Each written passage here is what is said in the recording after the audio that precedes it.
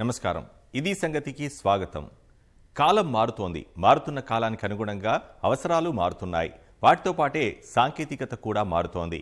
మరి మారుతున్న ఈ సాంకేతికతను అందిపుచ్చుకోవడంలో భారత్ స్థానం ఎక్కడా? ప్రపంచమంతా ఎటో వెళ్లిపోతున్న ఈ ఆధునిక కాలంలో సాంకేతిక వనరులు భారత్ వద్ద తగినన్ని ఉన్నాయా? ఈ రంగంలో స్వావలంబన దిశగా భారత్ సాధించిన ప్రగతి ఏమిటి? ఇతర రంగాల మాట పక్కన పెడితే ప్రస్తుతం మనిషి జీవితంలో భాగమై జీవించే మార్గాన్ని నిర్దేశిస్తున్న సెల్ ఫోన్లు, ఇతర ఎలక్ట్రానిక్ వస్తువులకు ప్రాణాధారమైన సెమీకండక్టర్లు, చిప్ల తయారీ రంగంలో భారత్ పరిస్థితిని పరిశీలిస్తే నోరెళ్లబెట్టాల్సినట్లే ఉంది. భారత్ దిగుమతి చేసుకుంటున్న చిప్లు, సెమీకండక్టర్లు, ఇతర ఎలక్ట్రానిక్ వస్తువుల విలువ అక్షరాల 3 లక్షల కోట్లు అంటే ఈ రంగంలో భారత్ స్థానాన్ని ఊహించవచ్చు. మరి ఈ పరిస్థితికి కారణం ఏమిటి? ఏం చేస్తే భారత్ ఈ రంగంలో పురోగమిస్తుంది?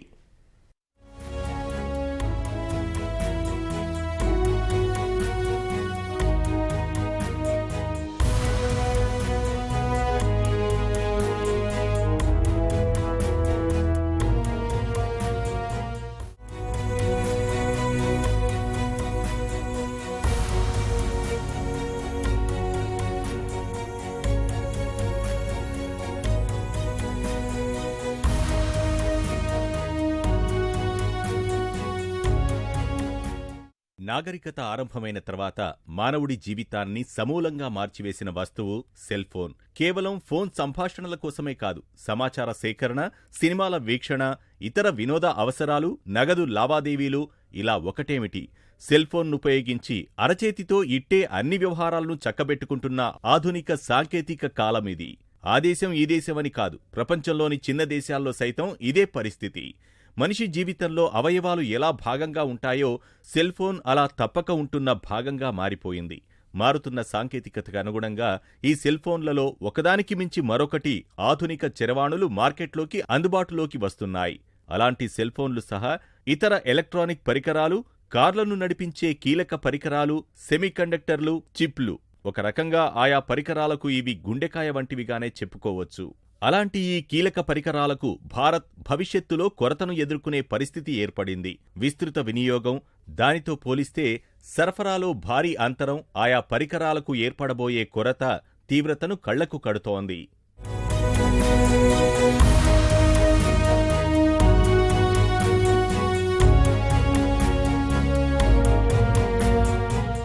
ప్రపంచంలోని అతి చిన్న దేశాల్లో ఒకటి తైవాన్. ఆ దేశ జనాభా కేవలం 2,36,00,000.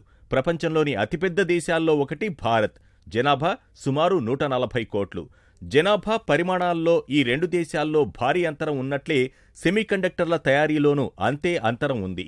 ఈ పరికరాల తయారీలో సుమారు 2.5 కోట్ల జనాభా ఉన్న తైవాన్ ప్రపంచాన్ని శాసిస్తూ ఉంటే 140 కోట్ల జనాభా ఉన్న భారత్ మాత్రం ఎక్కడో అట్టడుగున ఉంది. వాటి అవసరాలకు భారత్ పూర్తిగా దిగుమతులపైనే ఆధారపడింది. భారత్ దిగుమతి చేసుకుంటున్న చిప్లు, సెమీకండక్టర్లు, ఇతర ఎలక్ట్రానిక్ వస్తువుల విలువ అక్షరాల 3 లక్షల కోట్ల రూపాయలు. వీటి తయారీలో భారత్ ఎంత వెనుకబడి ఉందో చెప్పే గణాంకాలివి. మరి అంత చిన్న దేశం వీటి తయారీలో ర్యాకెట్లా దూసుకుపోతూ ప్రపంచ అగ్రగామిగా ఉంటే భారీ జనాభా, విస్తృత మానవ వనరులు కలిగిన భారత్ ఇలా ఎందుకు వెనుకబడింది? ఈ లోపానికి ప్రధాన కారణమేమిటి? ఈ లోపాన్ని అధిగమించడానికి భారత్ ఏం చేయాలి? ఏం చేయాలని ఆలోచిస్తే చేయాల్సిన పనులు చాలానే కనిపిస్తున్నాయి.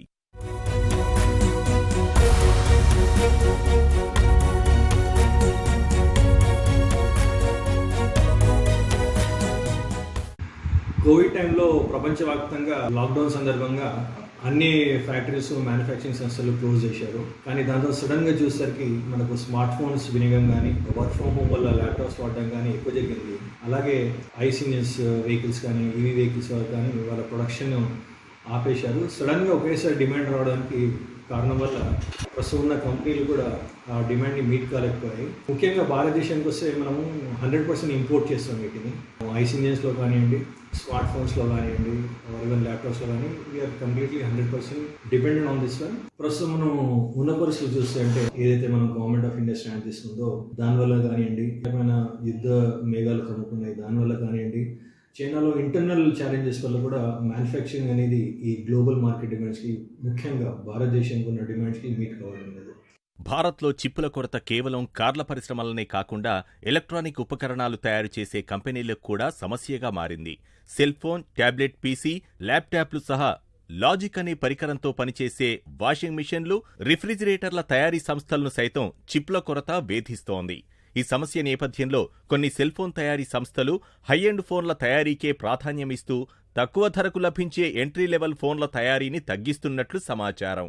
పైగా పలు కంపెనీలు తమ ఉత్పత్తుల ధరలు పెంచాయి. చిప్ల కొరతతో 10,000 రూపాయల లోపు స్మార్ట్ ఫోన్ల సరఫరా తగ్గినట్లు సమాచారం. చిప్ల కొరత కారణంగానే ల్యాప్టాప్ల ధరలను కంపెనీలు ప్రతి 15 రోజులకొకసారి పెంచుతున్నాయి.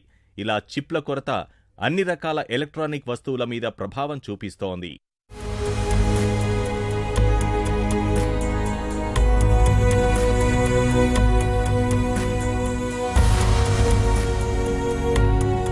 ప్రపంచంలో చిప్లు, సెమీకండక్టర్లకు ఉన్న కొరత సహా వాటి తయారీ వల్ల వచ్చే ప్రయోజనాలను పలు ప్రపంచ దేశాలు ఎప్పుడో గుర్తించాయి. వాటిని అందిపుచ్చుకునే దిశగా చర్యలు ప్రారంభించాయి. ఈ అంశాన్ని గుర్తించడంతోనే చైనా సెమీకండక్టర్ల పరిశ్రమపై భారీగా పెట్టుబడులు పెడుతోంది. సుమారు $50 బిలియన్ సబ్సిడీ కూడా ఇస్తోంది. చిప్ సెట్లను అధికంగా తయారు చేసే తైవాన్, జపాన్, దక్షిణ కొరియా, అమెరికా, బ్రిటన్లలోని సంస్థలు తమ ఉత్పత్తి సామర్థ్యం పెంచుకోవడంపై దృష్టి సారించాయి. ప్రపంచంలోని అతిపెద్ద చిప్ స్మార్ట్ ఫోన్ విక్రయ సంస్థ శాంసంగ్ ఎలక్ట్రానిక్స్ అమెరికాలో $17 బిలియన్ పెట్టుబడితో ఫౌండ్రీ ఫ్యాబ్ నెలకొల్పే యోచనలో ఉంది. ఇక కాంట్రాక్ట్ పద్ధతిలో చిప్లు తయారు చేస్తూ ప్రపంచంలోనే అతిపెద్ద కంపెనీగా ఉన్న తైవాన్ సెమీకండక్టర్ మ్యానుఫ్యాక్చరింగ్ కంపెనీ తమ ఉత్పత్తి సామర్థ్యం పెంచుకునేందుకు $100 బిలియన్ పెట్టుబడి పెట్టనుంది. ఈ సంస్థ జర్మనీ, జపాన్లలో చిప్ తయారీ పరిశ్రమను ఏర్పాటు చేసే అవకాశం ఉంది. సెమీకండక్టర్ల విభాగంగా అగ్రగామి సంస్థ అయిన ఇంటెల్ అమెరికాలో చిప్ ఉత్పత్తి సామర్థ్యాన్ని పెంచుకోవడానికి $20 బిలియన్ పెట్టుబడి పెట్టనున్నట్లు ప్రకటించింది. ఇలా ఎలక్ట్రానిక్ రంగాల్లో అగ్రగాములుగా ఉన్న దేశాలు వెంటనే అప్రమత్తమవుతూ తమ కొరతను అధిగమించడం సహా ఇతర దేశాలకు ఎగుమతుల ద్వారా ఆర్థికంగానూ లాభం పొందే యోచనలో ఉన్నాయి.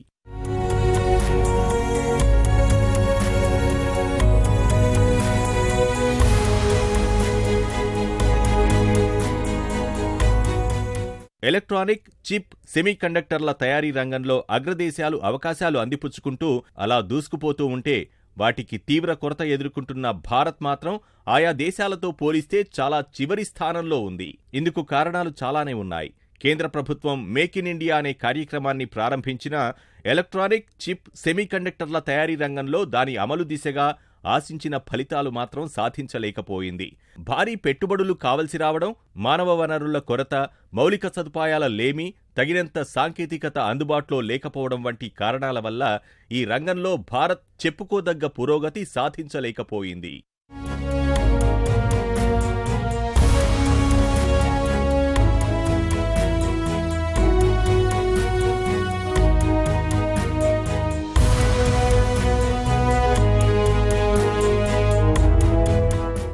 ఈ లేటెస్ట్ ట్రెండ్తోని మ్యానుఫ్యాక్చరింగ్ అంతా కూడా సెమీకండక్టర్ డిపెండెన్సీ ఎక్కువైపోయింది. సో దీనికోసం మనం చేయాల్సింది ఏంటంటే, అలాగే ఇండియన్ జైంట్స్ అయిన టాటా మోటార్స్, మహీంద్రా, మారుతి లాంటి కంపెనీలు కూడా ఈ సెమీకండక్టర్ మ్యానుఫ్యాక్చరింగ్లో ఇన్వాల్వ్ కావాలి. అలాగే గవర్నమెంట్ కూడా పబ్లిక్ ప్రైవేట్ పార్టిసిపేషన్లో గవర్నమెంట్ సబ్సిడీ ఇచ్చి గవర్నమెంట్ పార్టిసిపేట్ చేస్తే డెఫినెట్గా ఇన్ 3 yearsలో ఇండియాలో కూడా సెమీకండక్టర్స్ మ్యానుఫ్యాక్చరింగ్ అవైలబిలిటీ ఉంటుంది. ఎలక్ట్రానిక్, చిప్, సెమీకండక్టర్ల తయారీ రంగంలో భారత్ స్వావలంబన సాధించి సత్ఫలితాలు సాధించాలంటే నిపుణులు పలు మార్గాలు సూచిస్తున్నారు. ముఖ్యంగా సెమీకండక్టర్ల పరిశ్రమ స్థాపన భారీ ఖర్చుతో కూడుకున్న వ్యవహారం. అందుకే పెట్టుబడిదారులు ఈ పరిశ్రమల స్థాపనకు అంతగా ఆసక్తి చూపడం లేదు. దీన్ని అధిగమించాలంటే చొరవ చూపించాల్సింది ప్రభుత్వమే అని అంటున్నారు నిపుణులు. ప్రైవేట్ రంగం ఒక్కటే ఈ రంగంలో భారీ పెట్టుబడులు పెట్టకపోవచ్చు. అందువల్ల ప్రభుత్వ, ప్రైవేట్ భాగస్వామ్యంతో దేశీయంగా కొన్ని పరిశ్రమలను ఏర్పాటు చేస్తే తర్వాత ఈ రంగం క్రమంగా విస్తరించడానికి అవకాశం ఉంటుందని అంటున్నారు. సెమీకండక్టర్ల విభాగంలో అగ్రగామి సంస్థ అయిన తైవాన్ సెమీకండక్టర్ మ్యానుఫ్యాక్చరింగ్ కంపెనీ వంటి సంస్థలను ఆహ్వానించి వాటి భాగస్వామ్యంతో పరిశ్రమలు స్థాపించాలని సూచిస్తున్నారు. వాటికి పెట్టుబడి రాయితీలు, సులభతర అనుమతులు, మౌలిక సదుపాయాలు వంటివి కల్పించాలని హితవు పలుకుతున్నారు.